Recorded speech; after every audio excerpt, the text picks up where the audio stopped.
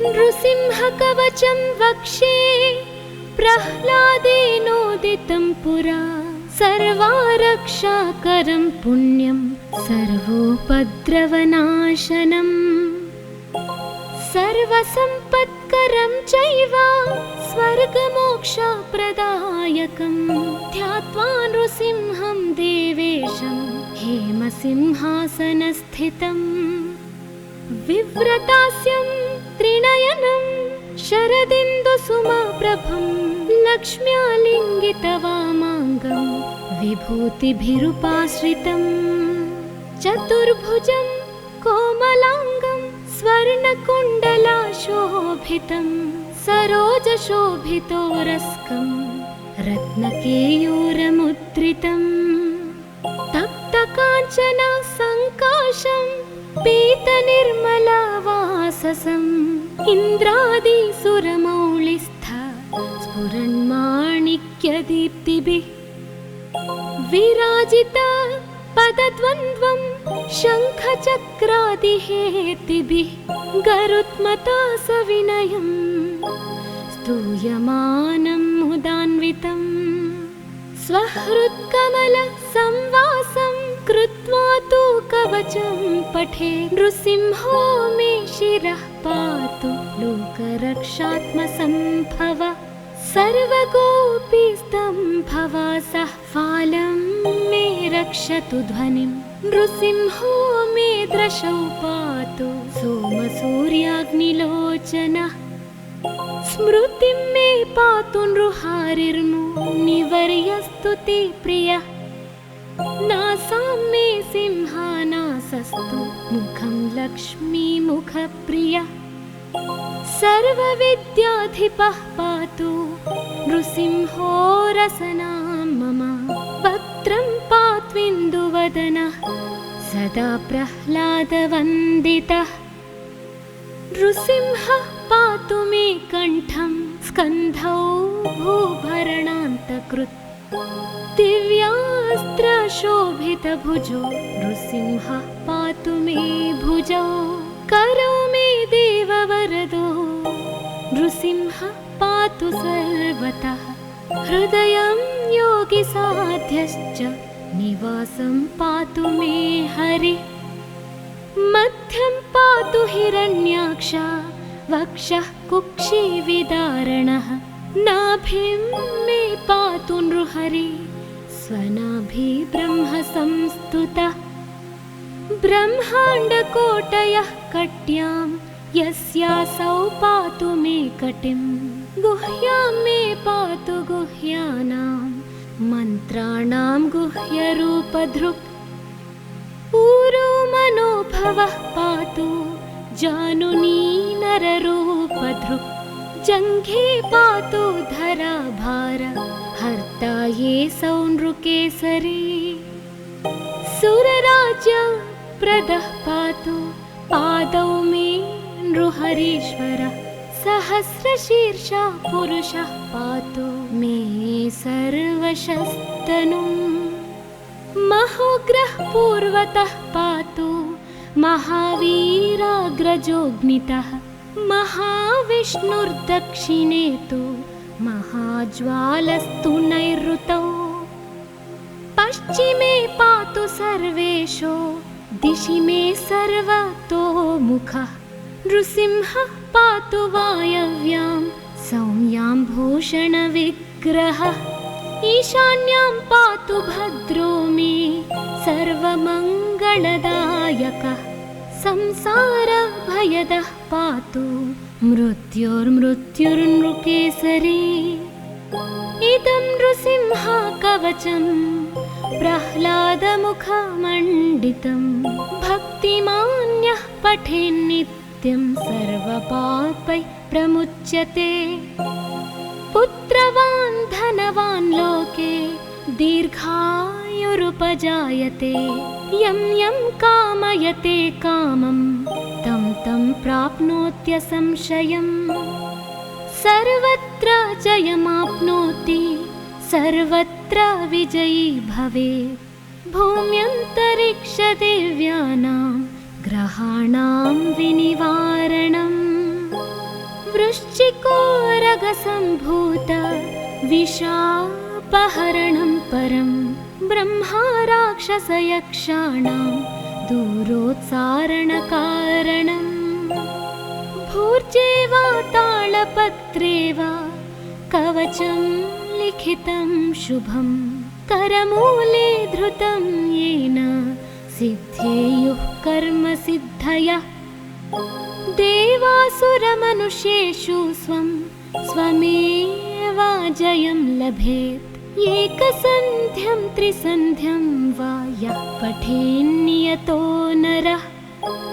सर्वमङ्गलमाङ्गल्यं भुक्तिं मुक्तिं च विन्दति द्वात्रिंशच्च सहस्राणि पठेच्छुद्धात्मना नृणाम् कवचस्यास्य मन्त्रस्य मन्त्रसिद्धिः प्रजायते अनेन मन्त्रराजेन कृत्वा भस्माभिमन्त्रणम् तिलकं विन्यसेद्यस्तु तस्याग्रह भयं हरे त्रिवारं जपमानस्तु दत्तं वार्यभिमन्त्र्य च प्राशयेत्यो नरो मन्त्रं नृसिंहध्यानमाचरेत् तस्य रोगाः प्रणश्यन्ति ये च स्युः कुक्षिसम्भवाः किमत्र बहुलोकैः नृसिंहसदृशो भवे मनसा चिन्तितं यत्तु स तच्चाप्नोत्यसंशयम्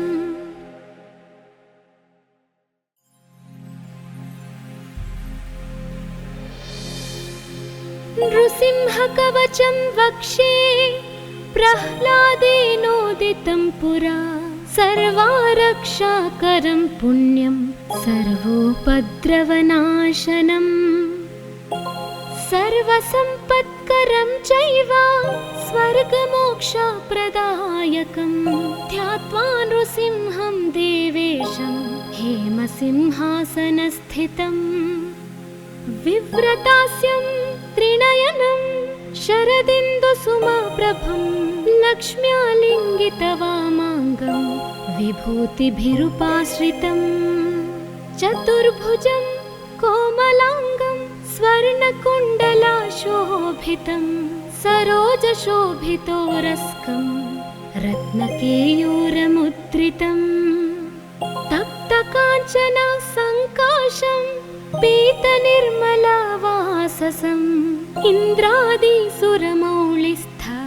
स्फुरन्माणिक्यदीप्तिभिः विराजित पदद्वन्द्वं शङ्खचक्रादिहेतिभिः गरुत्मता सविनयं स्तूयमानं मुदान्वितम् स्वहृत्कमलसंवासं कृत्वा तु कवचं पठे नृसिंहो मे शिरः पातु लोकरक्षात्मसम्भव सर्वगोपीस्तम्भवासः फालं मे रक्षतु ध्वनिं नृसिंहो मे दृशौ पातु सोमसूर्याग्निलोचनः स्मृतिं मे पातु नृहारिर्मुनिवर्यस्तुति प्रियः नासां मे सिंहानासस्तु मुखं लक्ष्मीमुखप्रियः सर्वविद्याधिपः पातु नृसिंहो रसनां मम वक्त्रं पात्विन्दुवदनः सदा प्रह्लादवन्दितः नृसिंहः पातु मे कण्ठं स्कन्धौ भूभरणान्तकृत् दिव्यास्त्रशोभितभुजो नृसिंहः पातु मे भुजौ करो मे देववरदो नृसिंहः पातु सर्वतः हृदयं योगिसाध्यश्च निवासं पातु मे हरिः मध्यं पातु हिरण्याक्ष वक्षः कुक्षिविदारणः नाभिं मे पातु नृहरि स्वनाभि ब्रह्म संस्तुतः ब्रह्माण्डकोटयः कट्यां यस्यासौ पातु मे कटिं गुह्यां मे पातु गुह्यानां मन्त्राणां गुह्यरूपधृक् ऊरो मनोभवः पातु जानुनी नररूपधृक् जङ्घे पातु धराभार हर्ता ये सौनृकेसरी सुरराज्य प्रदः पातु पादौ मे नृहरीश्वरः सहस्रशीर्षः पुरुषः पातु मे सर्वशस्तनुम् महोग्रः पूर्वतः पातु महावीराग्रजोऽग्नितः महाविष्णुर्दक्षिणे तु महाज्वालस्तु नैऋतौ पश्चिमे पातु सर्वेषु दिशि मे सर्वतोमुखः नृसिंहः पातु वायव्यां सौम्यां भूषणविग्रहः ईशान्यां पातु भद्रो मे सर्वमङ्गलदायकः संसारभयदः पातु मृत्युर्मृत्युर्नृकेसरी इदं नृसिंह कवचं प्रह्लादमुखमण्डितं भक्तिमान्यः पठेन्नित्यं सर्वपापैः प्रमुच्यते पुत्रवान् धनवान् लोके दीर्घायुरुपजायते यं यं कामयते कामं तं तं प्राप्नोत्यसंशयम् सर्वत्र जयमाप्नोति सर्वत्र विजयी भवेत् भूम्यन्तरिक्षदेव्यानां ग्रहाणां विनिवारणम् वृश्चिकोरगसम्भूत विशापहरणं परं ब्रह्मा राक्षसयक्षाणां दूरोत्सारणकारणम्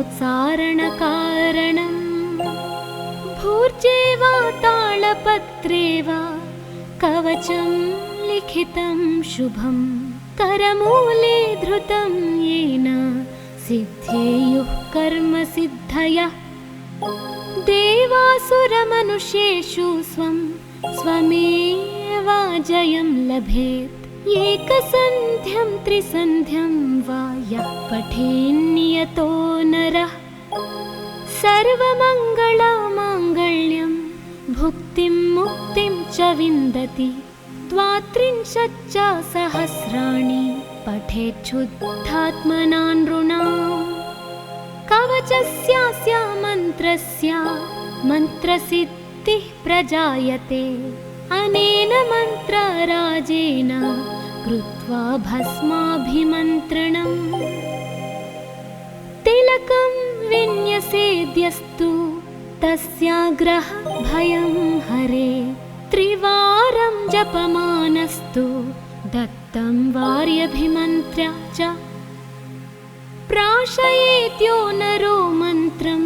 नृसिंहध्यानमाचरेत् तस्य रोगाः प्रणश्यन्ति ये च स्युः कुक्षिसम्भवाः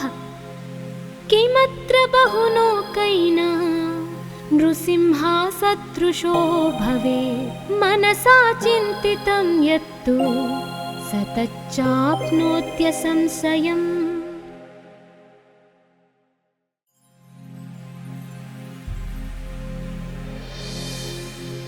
नृसिंहकवचं वक्षे प्रह्लादेनोदितं पुरा सर्वारक्षाकरं पुण्यं सर्वोपद्रवनाशनम् सर्वसम्पत्करं चैव स्वर्गमोक्षप्रदायकं ध्यात्वा नृसिंहं देवेशं हेमसिंहासनस्थितम् विव्रतास्यं त्रिनयनं शरदिन्दुसुमप्रभं लक्ष्म्यालिङ्गितवामाङ्गं विभूतिभिरुपाश्रितम् चतुर्भुजं कोमलाङ्गं स्वर्णकुण्डलाशोभितं सरोजशोभितोरस्कं रत्नकेयूरमुद्रितम् तप्तकाञ्चन सङ्काशं पीतनिर्मलवाससम् इन्द्रादिसुरमौलिस्थ स्फुरन्माणिक्यदीप्तिभिः विराजिता पदद्वन्द्वं शङ्खचक्रादिहेतिभिः गरुत्मता सविनयं स्तूयमानं मुदान्वितम् स्वहृत्कमलसंवासं कृत्वा तु कवचं पठे नृसिंहो मे शिरः पातु लोकरक्षात्मसम्भव सर्वगोपीस्तम्भवासः फालं मे रक्षतु ध्वनिं नृसिंहो मे दृशौ पातु सोमसूर्याग्निलोचनः स्मृतिं मे पातु नृहारिर्मुनिवर्यस्तुति प्रियः नासां मे सिंहानासस्तु मुखं लक्ष्मीमुखप्रियः सर्वविद्याधिपः पातु नृसिंहो रसनां मम वक्त्रं पात्विन्दुवदनः सदा प्रह्लादवन्दितः नृसिंहः पातु मे कण्ठं स्कन्धौ भूभरणान्तकृत् दिव्यास्त्रशोभितभुजो नृसिंहः पातु मे भुजौ करौ मे देववरदो नृसिंहः पातु सर्वतः हृदयं योगिसाध्यश्च निवासं पातु मे हरिः मध्यं पातु हिरण्याक्ष वक्षः कुक्षिविदारणः नाभिं मे पातु नृहरि स्वनाभि ब्रह्म संस्तुतः ब्रह्माण्डकोटयः कट्यां यस्यासौ पातु मे कटिं गुह्यां मे पातु गुह्यानां मन्त्राणां गुह्यरूपधृक् ऊरो मनोभवः पातु जानुनी नररूपधृक् जङ्घे पातु धराभार हर्ता ये सौनृकेसरी सुरराज्यप्रदः पातु पादौ मे नृहरीश्वरः सहस्रशीर्षा पुरुषः पातु मे सर्वशस्तनुम् महोग्रः पूर्वतः पातु महावीराग्रजोऽग्नितः महाविष्णुर्दक्षिणे तु महाज्वालस्तु नैऋतौ पश्चिमे पातु सर्वेशो दिशि मे सर्वतोमुखः नृसिंहः पातु वायव्यां सौम्यां भूषणविग्रहः ईशान्यां पातु भद्रो मे सर्वमङ्गलदायकः संसारभयदः पातु मृत्युर्मृत्युर्नृकेसरी इदं नृसिंहा कवचं प्रह्लादमुखमण्डितं भक्तिमान्यः पठेन्नित्यं सर्वपापैः प्रमुच्यते पुत्रवान् धनवान् लोके दीर्घायुरुपजायते यं यं कामयते कामं तं तं प्राप्नोत्यसंशयम् सर्वत्र जयमाप्नोति सर्वत्र विजयी भवेत् भूम्यन्तरिक्षदेव्यानां ग्रहाणां विनिवारणम् वृश्चिकोरगसम्भूत विशापहरणं परं ब्रह्मा राक्षसयक्षाणां दूरोत्सारणकारणम् भूर्जे वा तालपत्रे वा कवचं लिखितं शुभं करमूले धृतं येन सिद्धेयुः कर्मसिद्धयः देवासुरमनुष्येषु स्वं स्वमेव जयं लभेत् एकसन्ध्यं त्रिसन्ध्यं वा यः पठेन्नियतो नरः सर्वमङ्गलमाङ्गल्यं भुक्तिं मुक्तिं च विन्दति द्वात्रिंशच्च सहस्राणि पठेच्छुद्धात्मना नृणाम् कवचस्यास्य मन्त्रस्य मन्त्रसिद्धिः प्रजायते अनेन मन्त्रराजेन कृत्वा भस्माभिमन्त्रणम् तिलकं विन्यसेद्यस्तु तस्याग्रह भयं हरे त्रिवारं जपमानस्तु दत्तं वार्यभिमन्त्र्य च प्राशयेत्यो नरो मन्त्रं नृसिंहध्यानमाचरेत् तस्य रोगाः प्रणश्यन्ति ये च स्युः कुक्षिसम्भवाः किमत्र बहुलोकैना नृसिंहसदृशो भवेत् मनसा चिन्तितं यत्तु स तच्चाप्नोत्यसंशयम्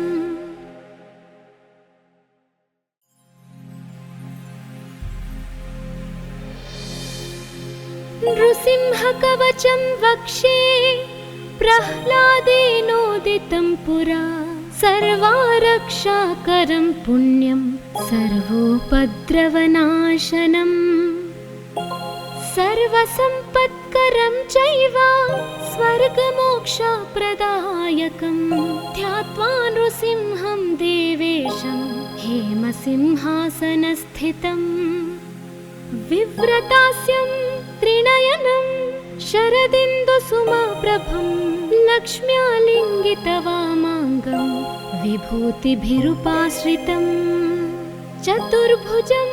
कोमलाङ्गं स्वर्णकुण्डलाशोभितं सरोजशोभितोरस्कं रत्नकेयूरमुद्रितम् तप्तकाञ्चन सङ्काशं पीतनिर्मलवाससम् इन्द्रादिसुरमौलिस्थ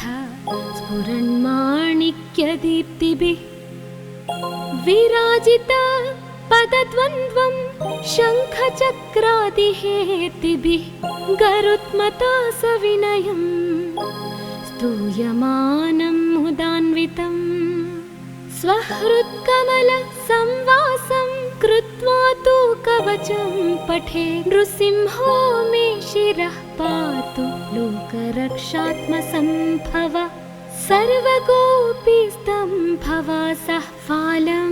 मे रक्षतु ध्वनिं नृसिंहो मे दृशौ पातु सोमसूर्याग्निलोचनः स्मृतिं मे पातु नृहारिर्मुनिवर्यस्तु ते प्रियः नासां मे सिंहानासस्तु मुखं लक्ष्मीमुखप्रियः सर्वविद्याधिपः पातु नृसिंहो रसनां मम वक्त्रं पात्विन्दुवदनः सदा प्रह्लादवन्दितः नृसिंहः पातु मे कण्ठं स्कन्धौ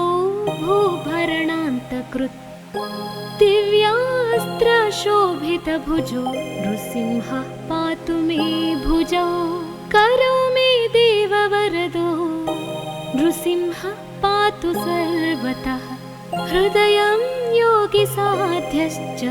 निवासं पातु मे हरिः मध्यं पातु हिरण्याक्ष वक्षः कुक्षिविदारणः नाभिं मे पातु नृहरि स्वनाभि ब्रह्म संस्तुतः ब्रह्माण्डकोटयः कट्यां यस्यासौ पातु मे कटिं गुह्यां मे पातु गुह्यानां मन्त्राणां गुह्यरूपधृक् ऊरो मनोभवः पातु जानुनी नररूपधृक् जङ्घे पातु धराभार हर्ता ये सौनृकेसरी सुरराज्यप्रदः पातु पादौ मे नृहरीश्वरः सहस्रशीर्षा पुरुषः पातु मे सर्वशस्तनुम् महोग्रः पूर्वतः पातु महावीराग्रजोऽग्नितः महाविष्णुर्दक्षिणे तु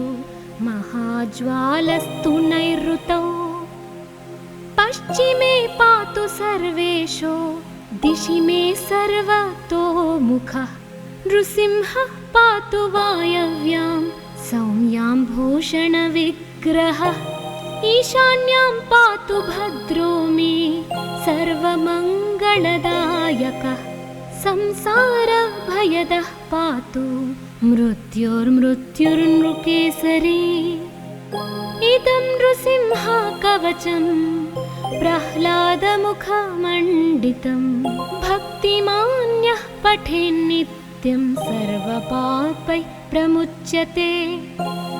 पुत्रवान् धनवान् लोके दीर्घायुरुपजायते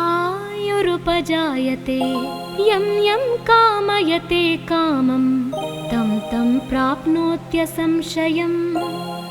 सर्वत्र जयमाप्नोति सर्वत्र विजयी भवेत् भूम्यन्तरिक्षदिव्यानां ग्रहाणां विनिवारणम् वृश्चिकोरगसम्भूत विशापहरणं परं ब्रह्मा राक्षसयक्षाणां दूरोत्सारणकारणम् भूर्जे वा तालपत्रे वा कवचं लिखितं शुभं करमूले धृतं येन सिद्धेयुः कर्मसिद्धयः देवासुरमनुष्येषु स्वं स्वमेव जयं लभेत् एकसन्ध्यं त्रिसन्ध्यं वा यः पठेन्नियतो नरः सर्वमङ्गलमाङ्गल्यं भुक्तिं मुक्तिं च विन्दति त्वात्रिंशच्च सहस्राणि पठेच्छुद्धात्मना नृणाम् कवचस्यास्य मन्त्रस्य मन्त्रसिद्धिः प्रजायते अनेन मन्त्रराजेन कृत्वा भस्माभिमन्त्रणम् तिलकं विन्यसेद्यस्तु तस्याग्रह भयं हरे त्रिवारं जपमानस्तु दत्तं वार्यभिमन्त्र्य च प्राशयेत्यो नरो मन्त्रं नृसिंहध्यानमाचरेत् तस्य रोगाः प्रणश्यन्ति ये च स्युः कुक्षिसम्भवाः किमत्र बहुलोकैना नृसिंहसदृशो भवेत् मनसा चिन्तितं यत्तु स तच्चाप्नोत्यसंशयम्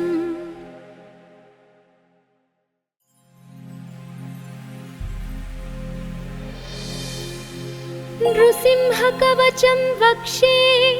प्रह्लादेनोदितं पुरा सर्वारक्षाकरं पुण्यं सर्वोपद्रवनाशनम् सर्वसम्पत्करं चैव स्वर्गमोक्षप्रदायकं ध्यात्वा नृसिंहं देवेशं हेमसिंहासनस्थितम् विव्रतास्यं त्रिनयनं शरदिन्दुसुमप्रभं लक्ष्म्यालिङ्गितवामाङ्गं विभूतिभिरुपाश्रितं चतुर्भुजं कोमलाङ्गं स्वर्णकुण्डलाशोभितं सरोजशोभितोरस्कं रत्नकेयूरमुद्रितं तप्तकाञ्चन सङ्काशं पीतनिर्मलवाससम् इन्द्रादिसुरमौलिस्थ स्फुरन्माणिक्यदीप्तिभिः विराजित पदद्वन्द्वं शङ्खचक्रादिहेतिभिः गरुत्मता सविनयं स्तूयमानं मुदान्वितं स्वहृत्कमलसंवासं कृत्वा तु कवचं पठे नृसिंहो मे शिरः पातु लोकरक्षात्मसम्भव सर्वगोपीस्तम्भवासः फालं मे रक्षतु ध्वनिं नृसिंहो मे दृशौ पातु सोमसूर्याग्निलोचनः स्मृतिं मे पातु नृहारिर्मुनिवर्यस्तु ते प्रियः नासां मे सिंहानासस्तु मुखं लक्ष्मीमुखप्रियः सर्वविद्याधिपः पातु नृसिंहो रसनां मम। वक्त्रं पात्विन्दुवदनः सदा प्रह्लादवन्दितः। नृसिंहः पातु मे कण्ठं स्कन्धौ भूभरणान्तकृत्। दिव्यास्त्रशोभितभुजो नृसिंहः पातु मे भुजौ। करौ मे देववरदो नृसिंहः पातु सर्वतः। हृदयं योगिसाध्यश्च निवासं पातु मे हरिः। मध्यं पातु हिरण्याक्ष वक्षः कुक्षिविदारणः। नाभिं मे पातु नृहरि स्वनाभि ब्रह्म संस्तुतः। ब्रह्माण्डकोटयः कट्यां यस्यासौ पातु मे कटिं। गुह्यां मे पातु गुह्यानां मन्त्राणां गुह्यरूपधृक्। ऊरो मनोभवः पातु जानुनी नररूपधृक्। जङ्घे पातु धराभार हर्ता ये सौ नृकेसरी। सुरराज्यप्रदः पातु पादौ मे नृहरीश्वरः।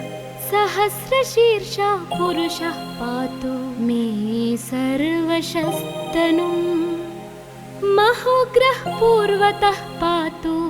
महावीराग्रजोऽग्नितः। महाविष्णुर्दक्षिणे तु महाज्वालस्तु नैऋतौ। पश्चिमे पातु सर्वेशो दिशि मे सर्वतोमुखः। नृसिंहः पातु वायव्यां सौम्यां भूषणविग्रहः। ईशान्यां पातु भद्रो मे सर्वमङ्गलदायकः। संसारभयदः पातु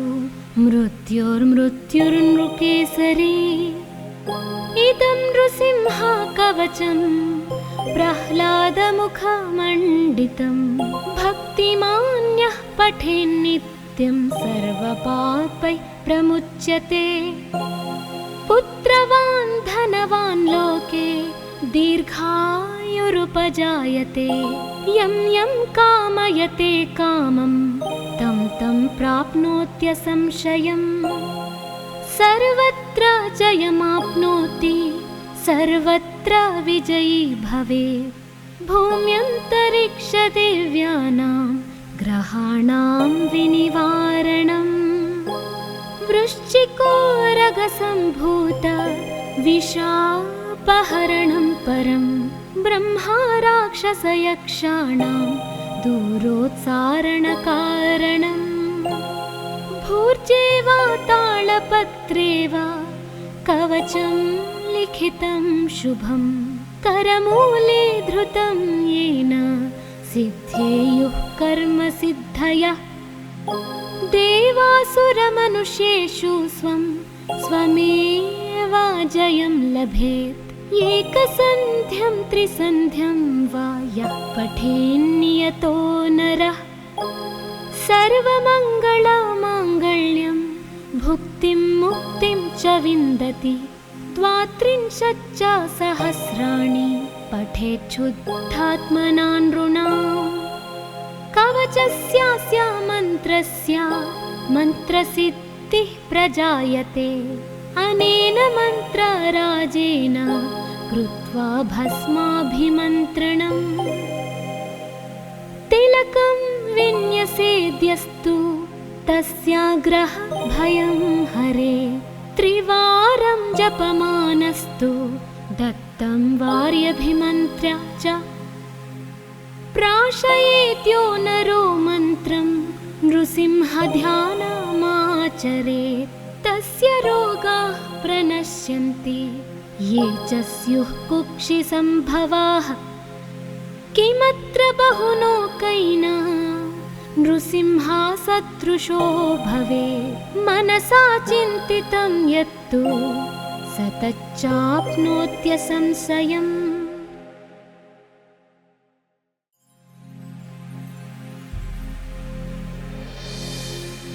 नृसिंहकवचं वक्षे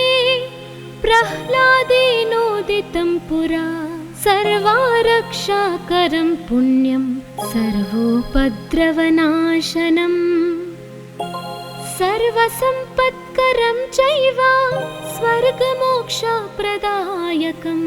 ध्यात्वा नृसिंहं देवेशं हेमसिंहासनस्थितम्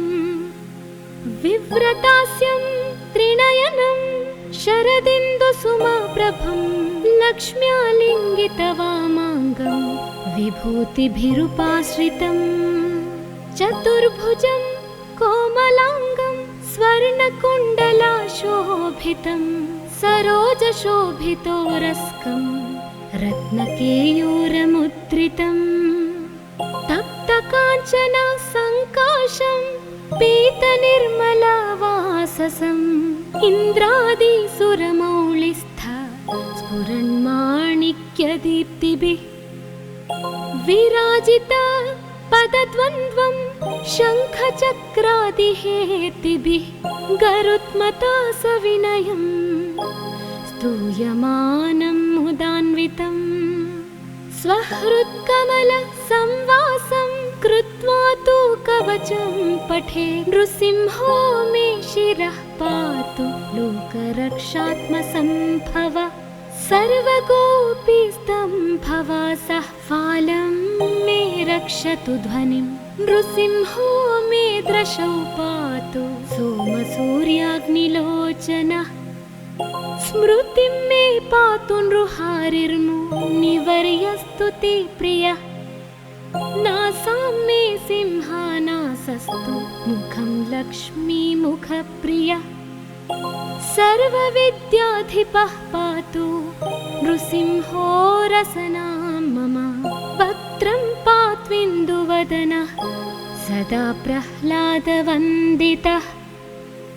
नृसिंहः पातु मे कण्ठं स्कन्धौ भूभरणान्तकृत् दिव्यास्त्रशोभितभुजो नृसिंहः पातु मे भुजौ करौ मे देववरदो नृसिंहः पातु सर्वतः हृदयं योगिसाध्यश्च निवासं पातु मे हरिः मध्यं पातु हिरण्याक्ष वक्षः कुक्षिविदारणः नाभिं मे पातु नृहरि स्वनाभि ब्रह्मसंस्तुतः ब्रह्माण्डकोटयः कट्यां यस्यासौ पातु मे कटिं गुह्यां मे पातु गुह्यानां मन्त्राणां गुह्यरूपधृक् ऊरो मनोभवः पातु जानुनी नररूपधृक् जङ्घे पातु धराभार हर्ता ये सौनृकेसरी सुरराज्यप्रदः पातु पादौ मे नृहरीश्वरः सहस्रशीर्षः पुरुषः पातु मे सर्वशस्तनुम् महोग्रः पूर्वतः पातु महावीराग्रजोऽग्नितः महाविष्णुर्दक्षिणे तु महाज्वालस्तु नैऋतौ पश्चिमे पातु सर्वेशो दिशि मे सर्वतोमुखः नृसिंहः पातु वायव्यां सौम्यां भूषणविग्रहः ईशान्यां पातु भद्रो मे सर्वमङ्गलदायकः संसारभयदः पातु मृत्युर्मृत्युर्नृकेसरी इदं नृसिंहकवचं प्रह्लादमुखमण्डितं भक्तिमान्यः पठेन्नित्यं सर्वपापैः प्रमुच्यते पुत्रवान् धनवान् लोके दीर्घायुरुपजायते यं यं कामयते कामं तं तं प्राप्नोत्यसंशयम् सर्वत्र जयमाप्नोति सर्वत्र विजयी भवेत् भूम्यन्तरिक्षदेव्यानां ग्रहाणां विनिवारणम् वृश्चिकोरगसम्भूत विषापहरणं परं ब्रह्मा राक्षसयक्षाणां दूरोत्सारणकारणम् भूर्जे वा तालपत्रे वा कवचं लिखितं शुभं करमूले धृतं येन सिद्धेयुः कर्मसिद्धयः देवासुरमनुष्येषु स्वमेवाजयं लभेत् एकसन्ध्यं त्रिसन्ध्यं वा यः पठेन्नियतो नरः सर्वमङ्गलमाङ्गल्यं भुक्तिं मुक्तिं च विन्दति द्वात्रिंशच्च सहस्राणि पठेच्छुद्धात्मना नृणाम् कवचस्यास्य मन्त्रस्य मन्त्रसिद्धिः प्रजायते अनेन मन्त्रराजेन कृत्वा भस्माभिमन्त्रणम् तिलकं विन्यसेद्यस्तु तस्याग्रहभयं हरे त्रिवारं जपमानस्तु दत्तं वार्यभिमन्त्र्य च प्राशयेत्यो नरो मन्त्रं नृसिंहध्यानमाचरेत् तस्य रोगाः प्रणश्यन्ति ये च स्युः कुक्षिसम्भवाः किमत्र बहुलोकैना नृसिंहसदृशो भवेत् मनसा चिन्तितं यत्तु स तच्चाप्नोत्यसंशयम्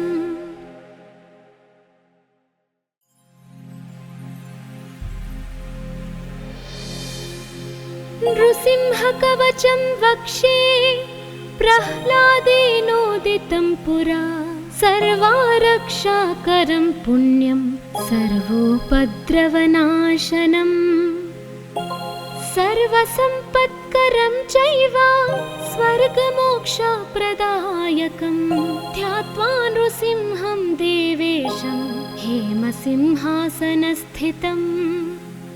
विव्रतास्यं त्रिनयनं शरदिन्दुसुमप्रभं लक्ष्म्यालिङ्गितवामाङ्गं विभूतिभिरुपाश्रितं चतुर्भुजं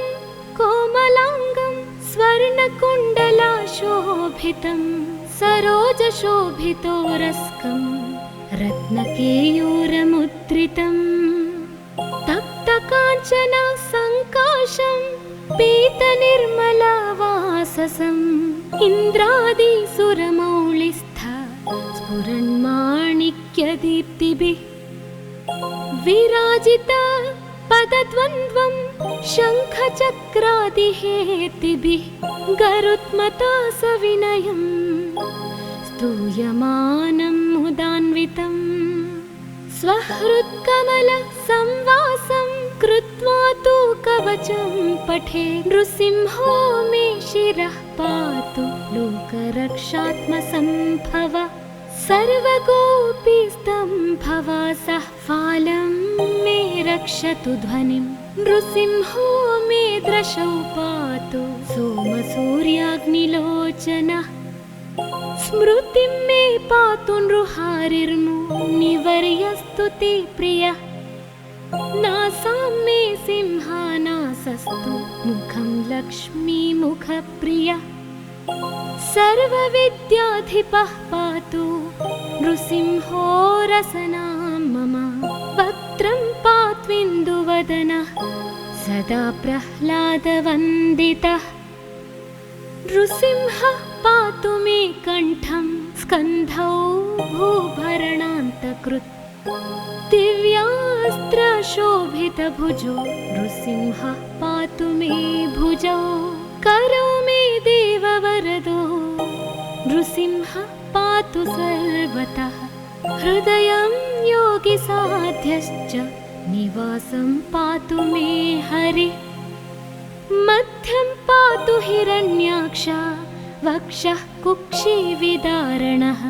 नाभिं मे पातु नृहरि स्वनाभि ब्रह्म संस्तुतः ब्रह्माण्डकोटयः कट्यां यस्यासौ पातु मे कटिं गुह्यां मे पातु गुह्यानां मन्त्राणां गुह्यरूपधृक् ऊरो मनोभवः पातु जानुनी नररूपधृक् जङ्घे पातु धराभार हर्ता ये सौनृकेसरी सुरराज्य प्रदः पातु पादौ मे नृहरीश्वरः सहस्रशीर्षः पुरुषः पातु मे सर्वशस्तनुम् महोग्रः पूर्वतः पातु महावीराग्रजोऽग्नितः महाविष्णुर्दक्षिणे तु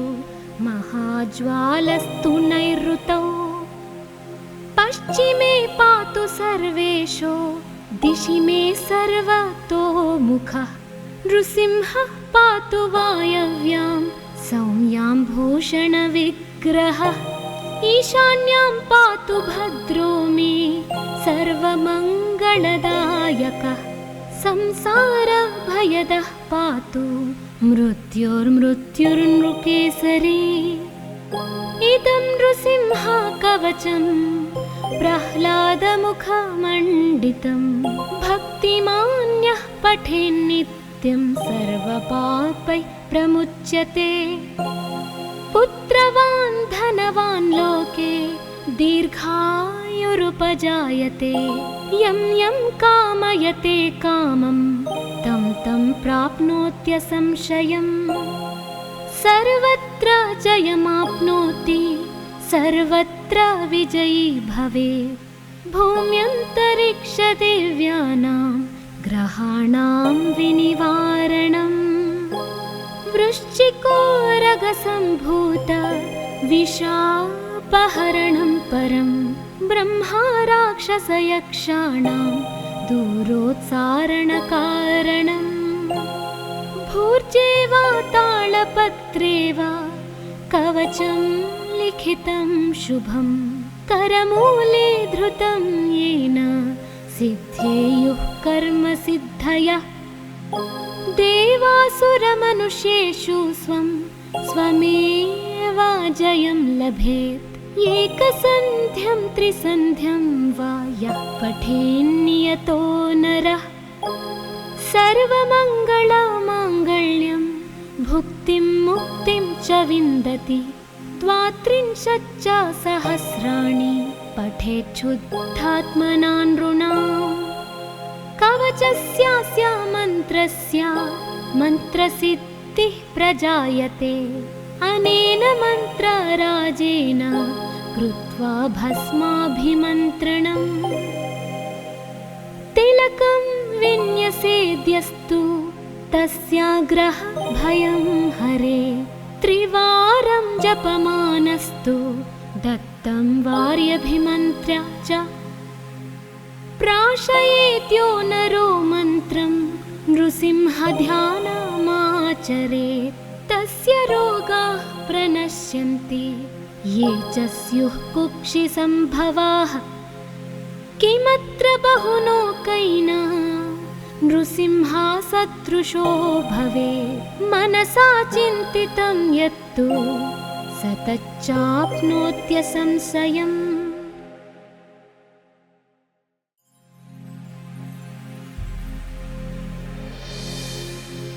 नृसिंहकवचं वक्षे प्रह्लादेनोदितं पुरा सर्वारक्षाकरं पुण्यं सर्वोपद्रवनाशनम् सर्वसम्पत्करं चैव स्वर्गमोक्षप्रदायकं ध्यात्वा नृसिंहं देवेशं हेमसिंहासनस्थितम् विव्रतास्यं त्रिनयनं शरदिन्दुसुमप्रभं लक्ष्म्यालिङ्गितवामाङ्गं विभूतिभिरुपाश्रितं चतुर्भुजं कोमलाङ्गं स्वर्णकुण्डलाशोभितं सरोजशोभितोरस्कं रत्नकेयूरमुद्रितं तप्तकाञ्चन सङ्काशं पीतनिर्मलवाससं इन्द्रादिसुरमौलिस्थ स्फुरन्माणिक्यदीप्तिभिः विराजित पदद्वन्द्वं शङ्खचक्रादिहेतिभिः गरुत्मता सविनयं स्तूयमानं मुदान्वितम् स्वहृत्कमलसंवासं कृत्वा तु कवचं पठे नृसिंहो मे शिरः पातु लोकरक्षात्मसम्भव सर्वगोपीस्तम्भवासः फालं मे रक्षतु ध्वनिं नृसिंहो मे दृशौ पातु सोमसूर्याग्निलोचनः स्मृतिं मे पातु नृहारिर्मुनिवर्यस्तु ते प्रियः नासां मे सिंहानासस्तु मुखं लक्ष्मीमुखप्रियः सर्वविद्याधिपः पातु